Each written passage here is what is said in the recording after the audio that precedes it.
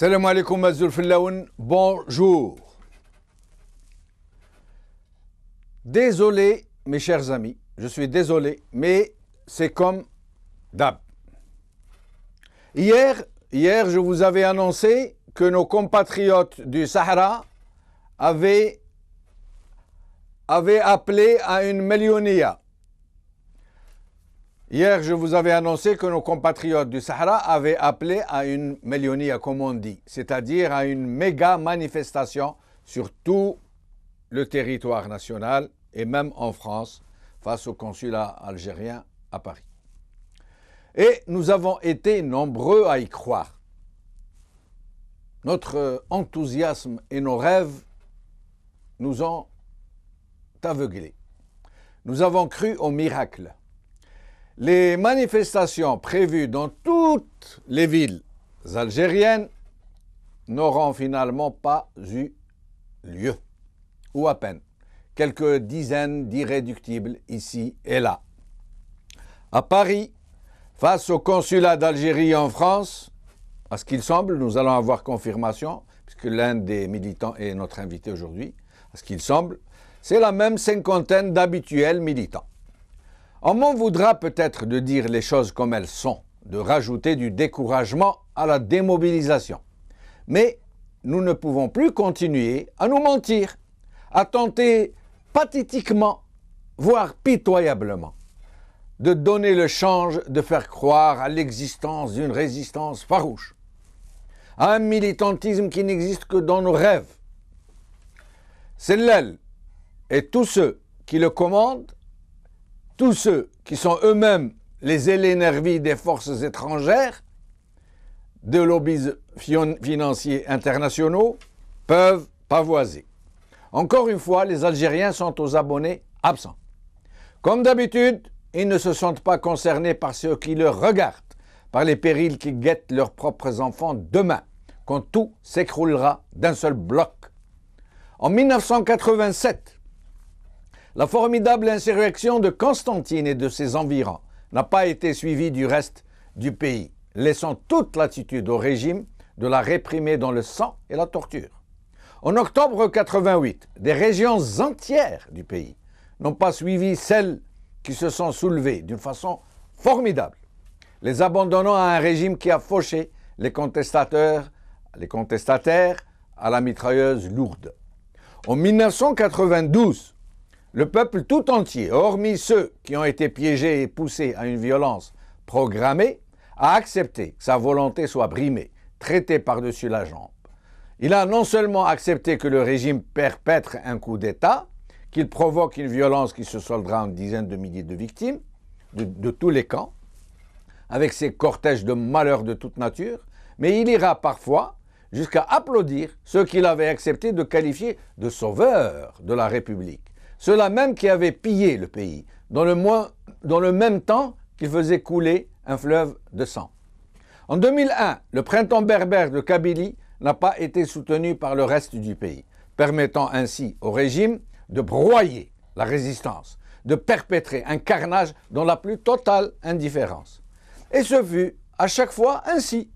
Les Algériens se sont laissés dépouiller de leurs valeurs les plus essentielles, celles qui leur ont permis de se libérer de l'oppression coloniale. Ils n'ont pas vu que le régime avait tout fait, tout entrepris pour les diviser, pour les monter les uns contre les autres, jusqu'à acheter en bon argent des partis politiques parmi les plus représentatifs. De jour en jour, petit à petit, les Algériens ont laissé un régime prédateur, né d'un coup d'État fondateur, celui de l'été 62, devenir le maître de leur vie et même de l'avenir de leurs enfants. Ils lui ont permis de les corrompre, les diviser, les transformer en machines à consommer, pour ceux qui ont la chance de pouvoir le faire, pendant que leurs propres frères crèvent de faim, de maladies d'un autre âge, lorsqu'ils ne sont pas les victimes de l'oppression et de l'exclusion, comme l'ont été depuis l'indépendance de l'Algérie à ce jour, les populations du Sahara qui fournissent au pays tout entier les richesses qui le font vivre et gaspiller dans une prospérité factice, pendant que eux, les gens du Sahara, ils souffrent de la misère, du chômage et du mépris du régime, voire même de la part de leurs propres compatriotes. C'est la même indifférence, la même démobilisation des Algériens à l'endroit de leurs autres compatriotes qui se déclinent aujourd'hui à la façon je m'en fous, qui se répète dans tout le pays et même au sein de la diaspora. Les gens du Sahara sont seuls. Ils sont seuls. Les formidables manifestations contre le gaz de schiste prévues pour aujourd'hui dans tout le pays et en France, comme je l'ai déjà dit, ne se sont pas produites. Elles ne se sont produites qu'au Sahara, à En Salah particulièrement. C'est donc chacun pour soi, à la grande joie du régime. Aujourd'hui, Al-Watan, En Salah, la population intercepte un convoi destiné à la fracturation hydraulique par Houriya Liwa. Algérie 360. Total affirme avoir produit du gaz non conventionnel dans le sud algérien. Al-Watan,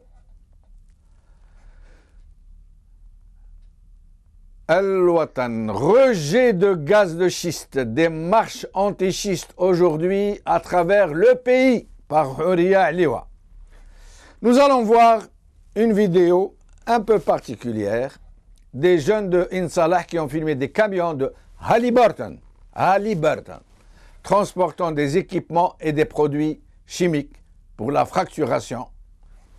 Il se confirme à travers ces images que de nombreux groupes pétroliers sont impliqués dans cette opération, j'allais dire, de viol, et qu'ensuite, le régime est déterminé à user de ce procédé malgré la formidable opposition des habitants du Sahara, mais des habitants qui sont bien seuls. Vidéo, s'il vous plaît.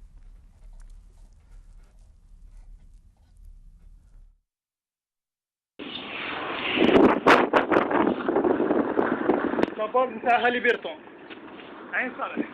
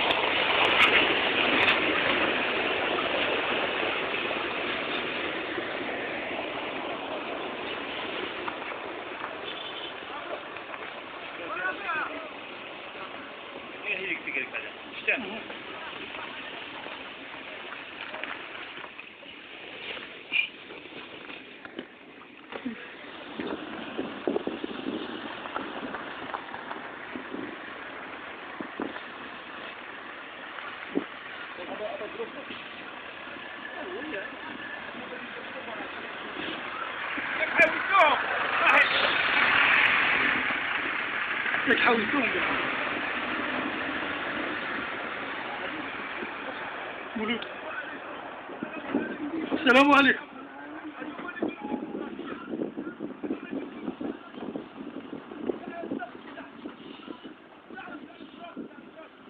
بس 35 ولا والو؟ هدوم هيا مليح. والله عمر ما نصحهم.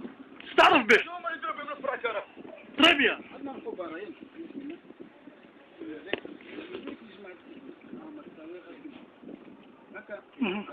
هذا هو هاليبرتون لاباز نتاع هاليبرتون 30 جونفي 2015 عين صالح. Avec nous aujourd'hui, pour discuter de tout ça, Houssine Malti, expert en pétrole, ex-PDG de Sonatrach. Salah Hijab, porte-parole du CCTA Paris. Mustafa Mazouzi, journaliste, Tizi Ouzou. Si Houssine Malti, merci d'avoir accepté notre invitation. Je vous en prie, merci de m'avoir invité. Merci. Alors, c'est Houssine Malti, vous avez donc rejoint, vous venez de rejoindre ce groupe d'experts, de spécialistes, de scientifiques, d'intellectuels qui accompagnent le mouvement anti-gaz de schiste au Sahara. Est-ce que vous pensez que sans l'appui de la population, sans la mobilisation de la population, de la société algérienne, vous pourrez contrecarrer ces projets mortifères? Contrecarrer, je ne sais pas si on va réussir à les contrecarrer. Néanmoins, ce que je voudrais dire, c'est surtout attirer l'attention non seulement de nos frères du Sahara, mais de l'ensemble de la population algérienne sur deux dangers. Le danger de la technique d'exploitation du gaz de schiste et du gaz de schiste lui-même, et de l'autre danger extrêmement plus important qui guette l'Algérie, c'est celui de la partition. Si l'on continue comme cela, si les gens si la totalité de la population ne soutient pas les gens d'Insalah et du Sahara, nous allons vers une partition et nous risquons de voir se créer demain un Sahara indépendant de l'Algérie. Voilà le plus grand danger que risque le pays aujourd'hui. Alors maintenant, je peux vous parler également du danger de gaz de schiste. Oui. Alors, en ce qui concerne le gaz de schiste, qu'est-ce que l'on entend dire de la part des responsables, que ce soit le Premier ministre, que ce soit le ministre de l'Énergie, je m'excuse, mais je dois les citer, que ce soit le PDG de la Sonatrach, ils vous disent qu'il n'y a pas de danger à exploiter le gaz de schiste. C'est faux. Et pardon, chez Maltais, je précise que vous êtes un ex-PDG de Sonatrach, ça veut dire un homme du terrain, et que vous êtes un expert, un consultant en matière de pétrole. Je vous en prie, poursuivez. Alors, ceci étant, la technique, je crois que un peu partout, dans tous les journaux, tout le monde sait maintenant qu'est-ce que c'est que la fracturation hydraulique. Ce sont des milliers de mètres cubes d'eau mélangés avec du sable et des produits chimiques que l'on injecte dans un puits pour fracturer cette fameuse roche que l'on appelle le schiste. Alors ces milliers de mètres cubes d'eau qui sont injectés, d'abord on les prend où? On les prend dans l'Albien, la couche productrice d'eau du Sahara qui couvre tout le Sahara. Donc ce sont des milliers de mètres cubes que l'on extrait, que l'on prend de là, que l'on va utiliser. Mais surtout, après ces milliers de mètres cubes qui auront été utilisés dans le forage d'un puits, qu'est-ce que l'on en fait après?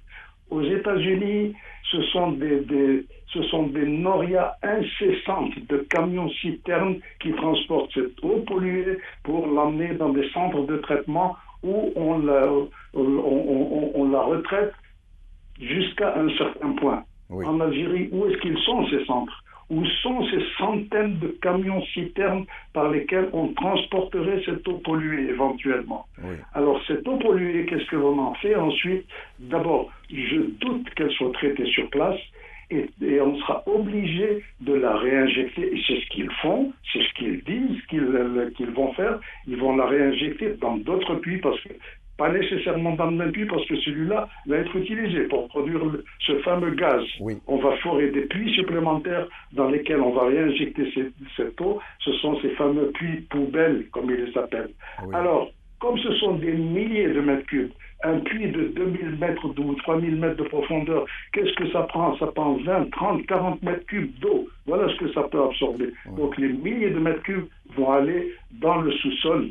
Et on ne peut en aucun cas éviter qu'elles aillent polluer d'autres couches que celles dans lesquelles elles seront injectées. Alors, qu'on ne nous raconte pas des histoires, qu'on ne nous dise pas que la Sonatrach maîtrise la technologie, c'est faux, ça aussi. Les plus grandes compagnies américaines ne maîtrisent pas totalement la technologie. Que serait-ce la Sonatrach qui ne s'est jamais lancée là-dedans? Dans toute l'histoire de la Sonatrach, il y a peut-être, je ne sais pas moi, une dizaine, une vingtaine, au grand maximum, depuis inclinés ou horizontaux qui ont été forés. Donc, on n'a pas la technologie.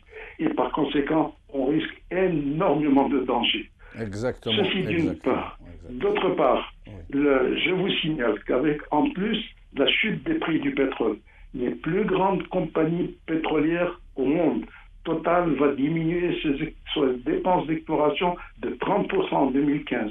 Chevron réduit ses investissements. BP va geler tous ses salaires en 2015.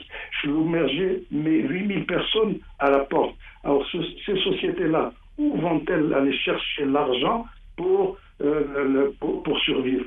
Vont aller dans des pays comme l'Algérie pour vendre leur technologie. Et elles vont venir nous vendre leur fameuse technologie d'exploitation du gaz de schiste. Et par conséquent, même sur ce plan-là, même sur le plan financier, il n'y a aucun bénéfice pour l'Algérie. Le bénéfice, il est pour la nomenclatura, pour les gens du pouvoir. Parce que le gaz de schiste, c'est pendant 1 an, 2 ans, ça a de l'argent. Et comme de toutes les façons, ils savent que leurs jours sont comptés, alors ils s'en fichent. Qu'ils gagnent pendant 1 an, 2 ans, 3 ans, et après moi le déluge, après ils partiront à Abu Dhabi ou ils partiront, je ne sais pas. Que c'est triste tout ça, mais restez avec nous, c'est Hossein, merci pour ces brillants éclaircissements, merci. Mazouzi Mustafa, merci d'avoir accepté notre invitation. Mustafa Mazouzi. Mustafa, c'est Mustafa Mazouzi.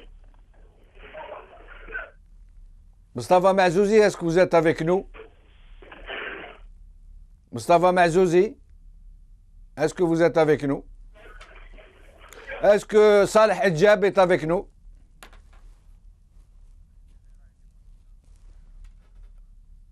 Mustafa Mazouzi, est-ce que vous m'entendez?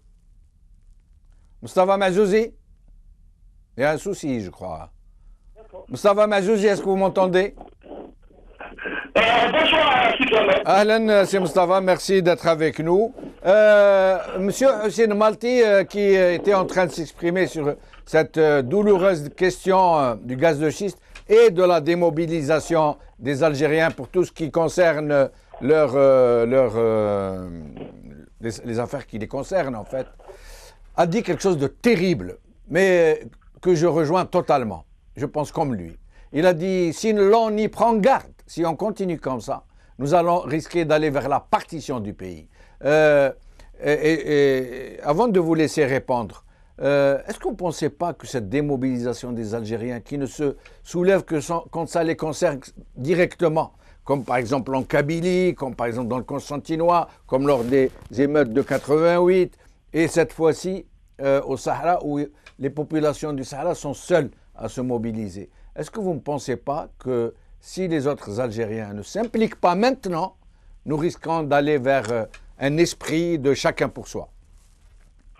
Vous savez, c'est Gamal, d'abord, je voudrais vous dire une chose. C'est que le peuple algérien aujourd'hui, il est beaucoup plus appelé de se blâmer. Attention, il y a eu tellement de déceptions antérieures qu'il se méfie pour demander ce droit. Et il ne faut jamais oublier de dire que le pouvoir a toujours eu le génie de diviser ce peuple valeureux.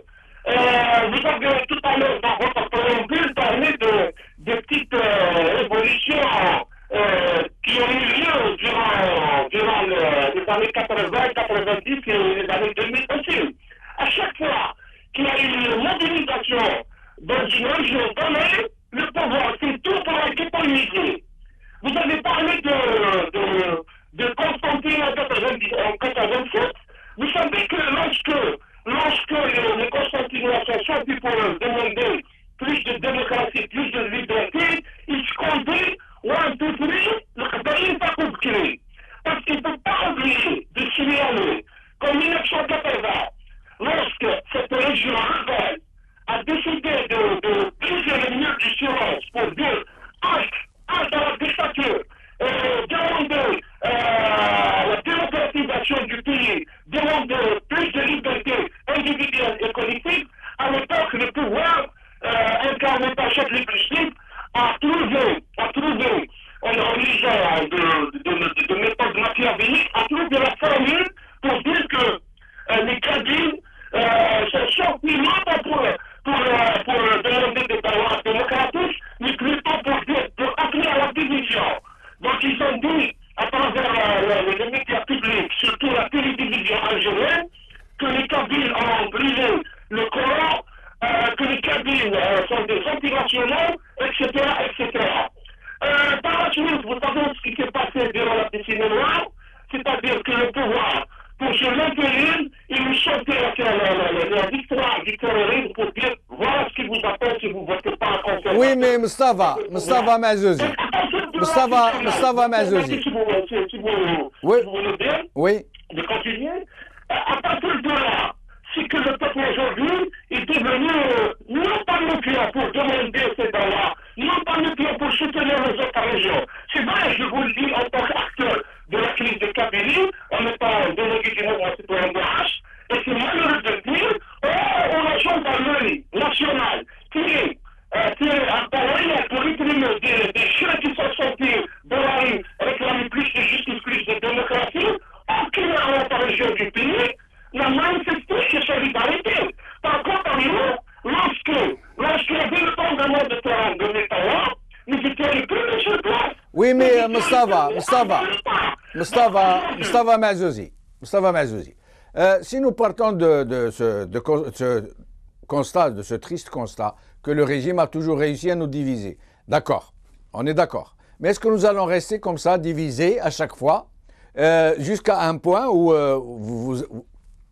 on est en train d'assister à l'assassinat programmé de notre plus grande richesse, les eaux souterraines du Sahara.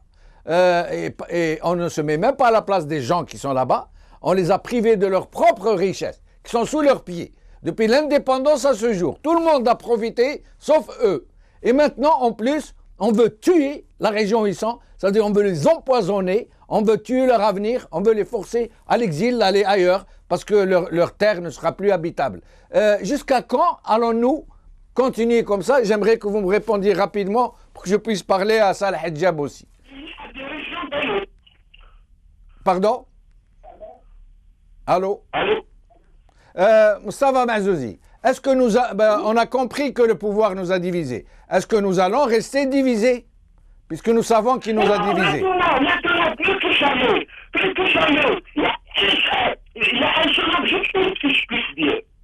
Le seul objectif maintenant, et qui doit mobiliser tous les chefs de peuple algérien, c'est de demander le départ de ce système corrompu, collectif, qui a mené l'Algérie à la nuit. Parce que je ne voudrais pas qu'on se soulève pour un objectif donné. Par exemple, les Arabes qui parlent d'Al-Fayah vont se soulever pour le gaz de schiste, pour le problème. Et ils vont se taire, je m'excuse du terme, les autres régions, la même chose.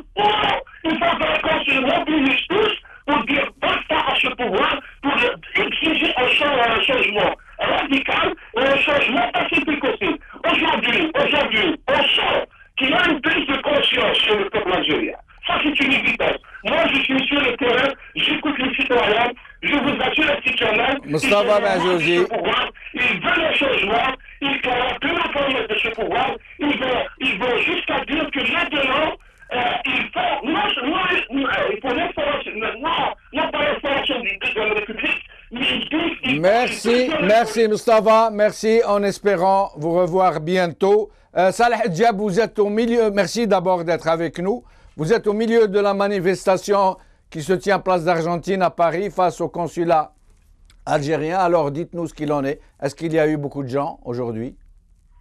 Oui, bonjour. Nous sommes arrivés à peu près à 60-70 personnes.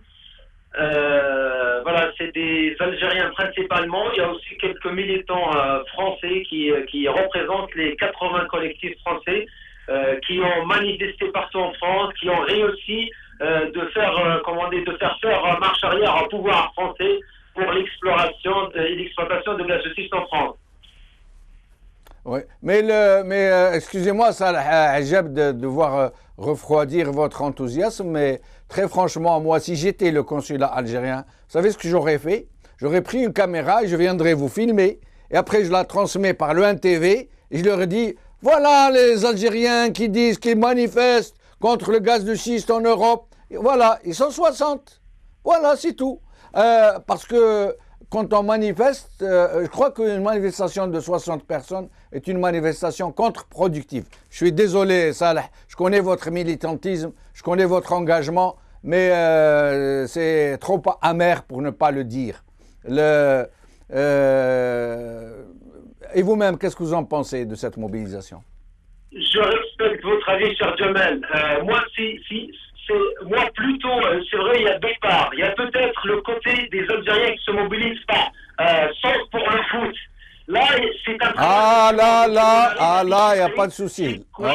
Ces Algériens Algériens, ils ont que le circuit de foot qui tourne dans leur cerveau, ça c'est le premier point. Le deuxième point, c'est peut-être aussi, c'est les militants qui n'arrivent pas de travailler ensemble, qui sont divisés par groupes, par je ne sais pas quoi. Donc aujourd'hui, certes, les Algériens, il faut trouver le moyen pour mobiliser, sensibiliser ces Algériens avant que ça soit trop tard. Bientôt, il y aura plus de pétrole en Algérie. Ça va être, je ne sais pas défini, ça va être la nouvelle Somalie du nord de l'Afrique. Et donc, peut-être ces gens-là, ils vont réagir à ce moment-là. Ce sera tard. Donc, oui, aujourd'hui, c'est vrai que ceux qui se sont déplacés, on leur dit merci comment c'est, merci, c'est leur devoir. Mais on interpelle tous ceux qui ne bougent pas par rapport aux citoyens, et après on interpelle tous les pseudo-leaders politiques, leaders associatifs, leaders je ne sais pas quoi, qui disent aujourd'hui cette cause-là c'est une cause commune, cette cause-là c'est l'Algérie, c'est l'avenir, c'est la terre algérienne, c'est le peuple algérien. Mettez toutes les étiquettes à côté, mettez toute votre arrogance, de votre envie de devenir je ne sais pas quoi à côté, venez travailler ensemble et en travaillant ensemble qu'on va voir les vrais défauts, on va voir ceux qui veulent vraiment défendre une cause et on va découvrir ceux qui sont là juste pour faire la danse de ventre devant le pouvoir, pour plaire au pouvoir et pour qu'ils viennent les acheter pour devenir des nouveaux Khalid Assoumi, des nouveaux des nouveaux Chimarol. Voilà, c'est ça le message. Merci. Votre point de vue demain, je suis pas rebelle. Mais en même temps, moi je veux critiquer, mais en parallèle, on est preneur, toute personne à la solution, qu'elle nous donne cette solution miraculeuse.